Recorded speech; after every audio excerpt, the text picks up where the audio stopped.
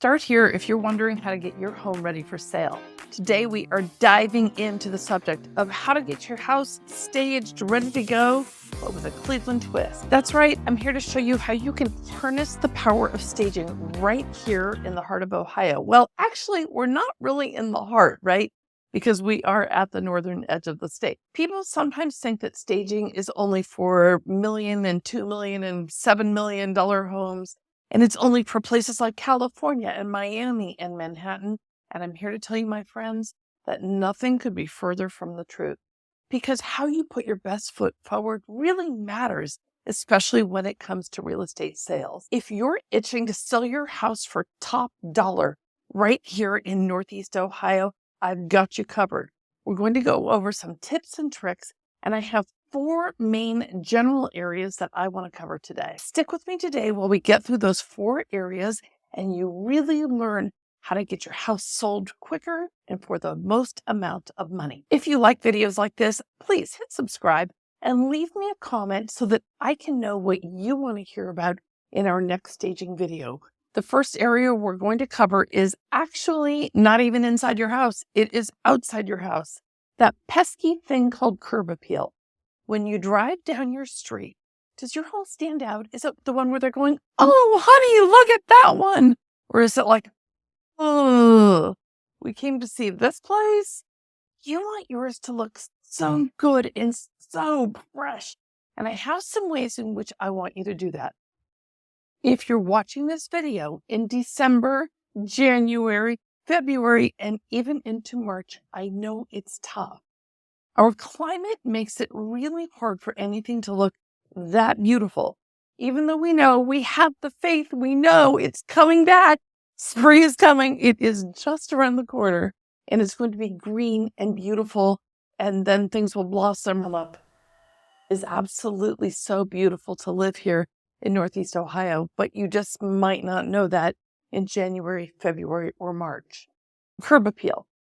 Even if you don't live at your house, I'm going to ask, no, I think I'll beg that you hire a snow removal service. And yes, I understand it might be a waste of a couple of $100 if it doesn't snow. However, I cannot explain to you the number of times I've shown up to show a house and the buyers have shown up in like boat shoes or slip-ons and the snow is knee deep and I'm hiking through these big piles of snow and they are trying to step in my footprints in order to get through the snow because nobody plowed. So please take care of snow removal. That is tip 1. Tip 2, keep your lawn cut, get your bushes trimmed down. Nobody wants the front window really covered in bushes. It just doesn't look that good. It makes the house just look like nobody attended to it, even though it might be really pretty on the inside. I once had a house where behind the front shrubs was a ton of broken glass. Somebody must have just broken a pane at some point and they never cleared it up. Guess what? When you went up the front steps and you stood and you looked like this, all of a sudden, all you were staring at was broken glass. And guess what? It is just not a good look. So make sure to get things cleared up, cleaned up, get all the trash off your property at the end of the winter. I don't know what it is. Like, where did all the plastic bags come from? I'm not really sure. And the wrappers and such like that. Go around with a trash bag and get every little thing up. It really just looks, sweep, sweep, sweep, clean, hose it off, whatever you need to do. And stop in on one of our local stores. I'm sure you know where to do this, or hop online, whatever you want, and get yourself a really fresh doormat, a big one, a nice one, so that when your buyers are coming up to the front door, when they see the front doorway and they look down at their feet, instead of going, ew, they go, oh, and they wipe off their shoes and they know they're going to come in your house. So while we're on the subject of outdoors and you're at the store buying the big doormat, not the little chintzy one, the bigger one, and I know they're kind of expensive, but it will matter. It will help.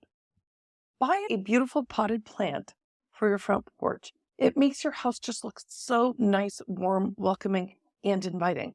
While you're taking care of that front door, I have stood in a front door as a real estate agent so many times, and I'm messing around with the lockbox because they're not that easy to get the keys out.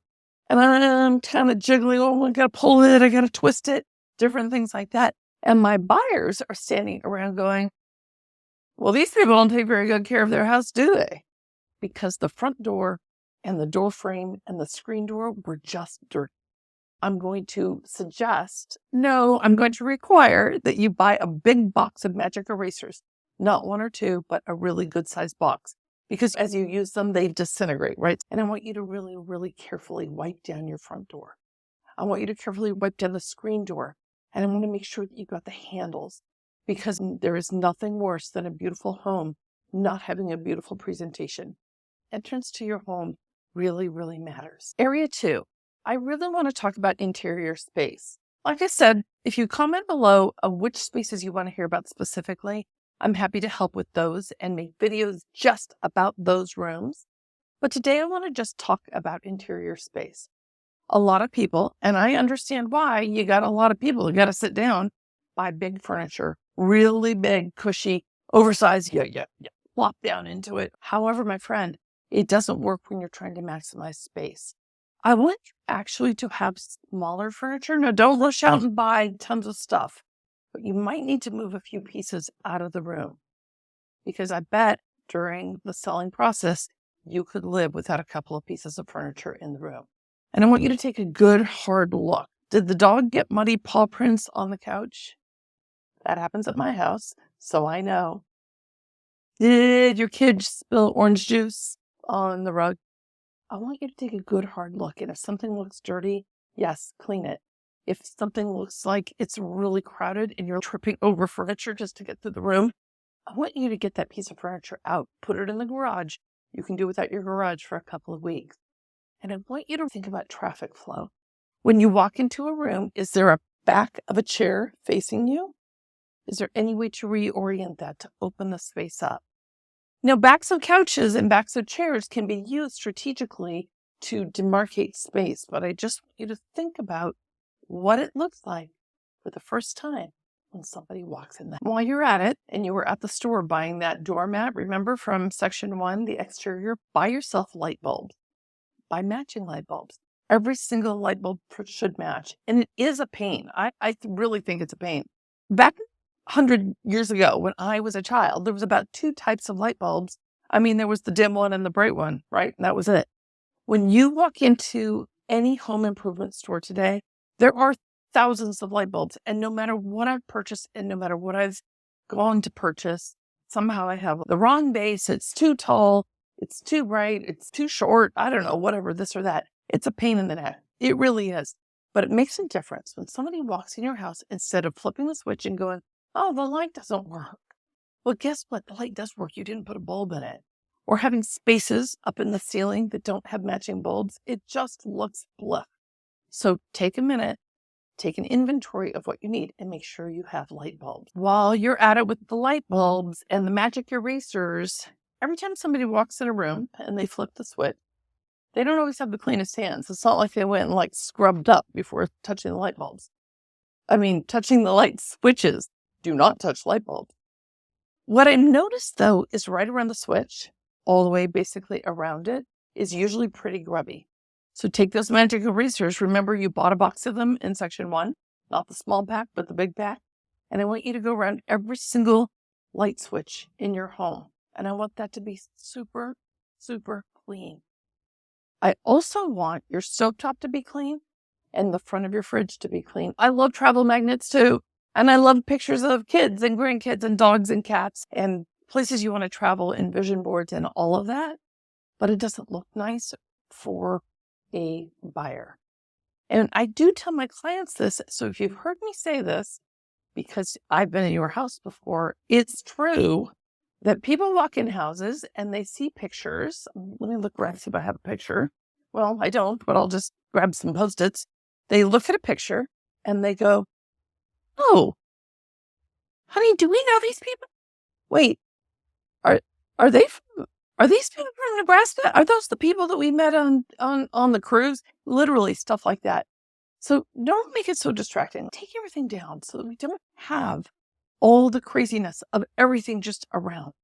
While you're cleaning and you're decluttering, that's what I'm talking about, clutter. It is not clutter. to have your cookbooks out. It is not clutter to have your baby's toys out. It is clutter just to have like random stuff everywhere, even if it's very, very cool stuff.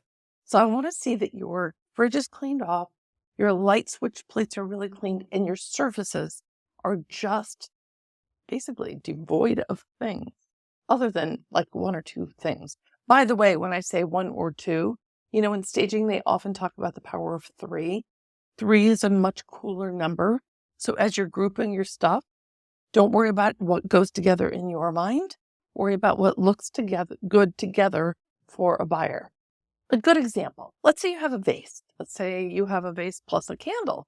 Now let's say you have a vase plus a decorative candle, not just like a random candle, but let's say you have a really pretty vase and a decorative candle and another little thing that you picked up on your trip to Aruba last year.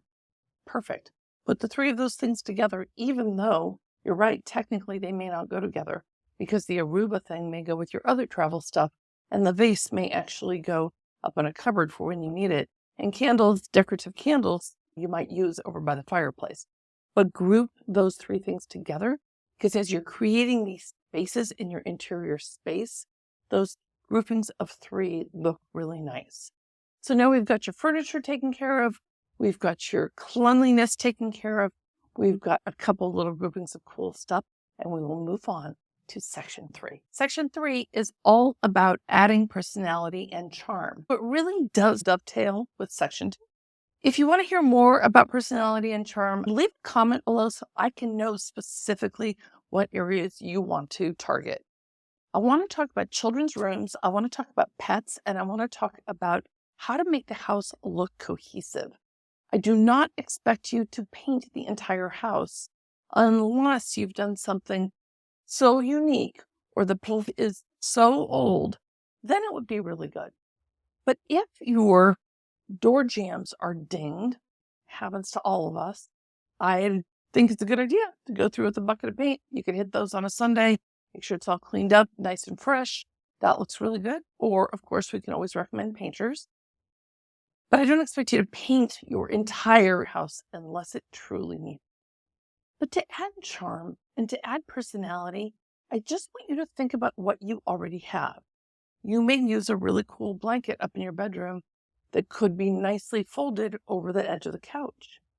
And explaining that you can make a space look really personalized and really nice with just the things you have. You don't have to run to TJ Maxx for 1,000 fake lemons or anything like that. Open kitchen cabinets and just look. Is it all just plain dishes, or do you have that one cool sugar bowl from Aunt Sally? Take that out and use it as a display. Or do you have some nice hand towels that you could put in the downstairs bathroom with those little pretty soaps, a beautiful little hand soap, something like that? It really makes people walk in and just go, oh, this is so nice. I want you to not just make the house naked. Well, don't just make it spare like that. Make it both beautiful and personal so that the person who walks in your home can feel like they could feel at home there as well. Or here we go. If you like this video, I hope you'll check out our Google reviews. It's so easy to find us, the Socher team. Socher. I know it's a hard last name, but it's not that hard. It rhymes with kosher, right? So kosher, Socher, haha. Okay, all you have to do is Google us. You'll see our reviews. If you like what you see there and you want to work with us, it's very, very easy to reach us and reach our team. We're happy to get you set up with one of our top agents to get you settled in your new home, to get you selling your current home, which is why you're watching this in the first place, and to do all things real estate, including invest. Section 4, what do we got going? Last but not least, I do want to talk about making a lasting impression. I mentioned pets. Now, I love my dog. I have loved almost all my dogs. I even one time had a cat. We've had everything from lizards to frogs, kids. What else have we had? Fish.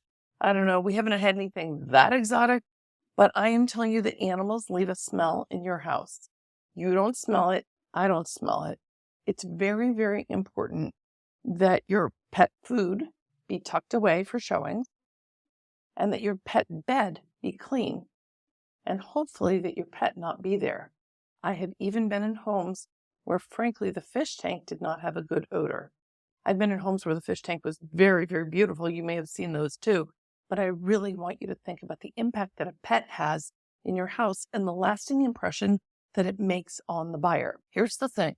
For those of us with pets, pet food is not gross. It's just what they eat, just like your food isn't gross.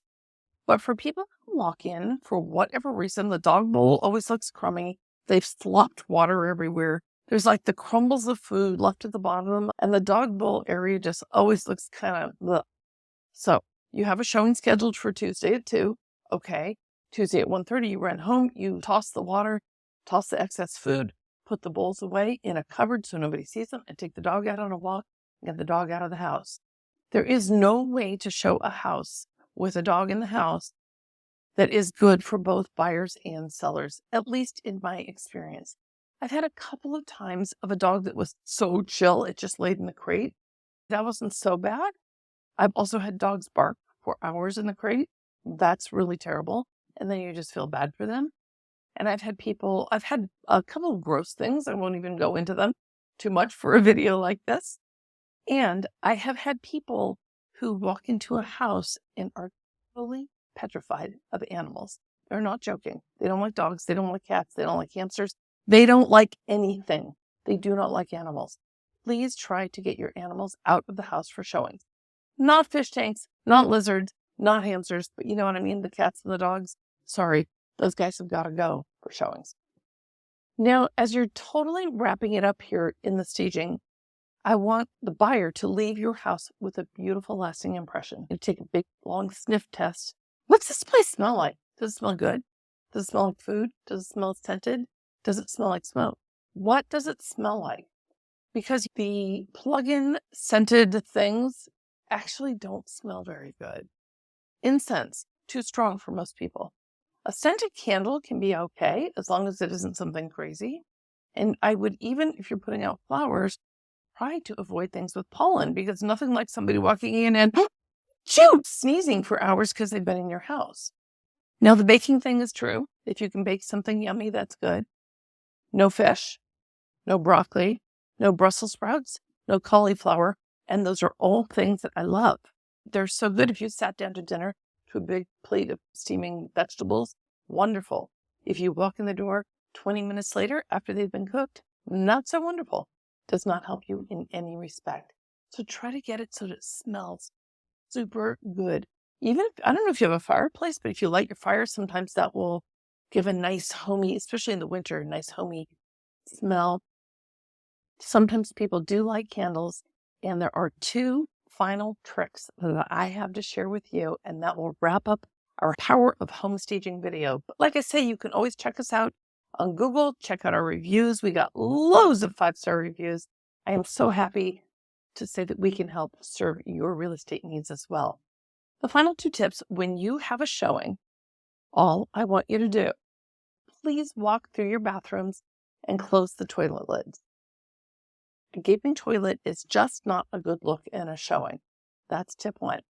On this channel, we have lots of videos about getting your home ready for sale, about what to do about inspections, about areas to live in Cleveland, and about the Cleveland real estate market. So check those out as well. But the main thing I want to say, my final tip, is start at the top of your house and walk all the way to the bottom before you head out the door. And I want you to get all the lights. I want every single light to be flipped on. I want your house to be bright, illuminated, the curtains open. I want your house to look so beautiful for the buyer that they will just make an offer instantly at top dollar and get you every single term that you want and deserve for your beautifully staged house.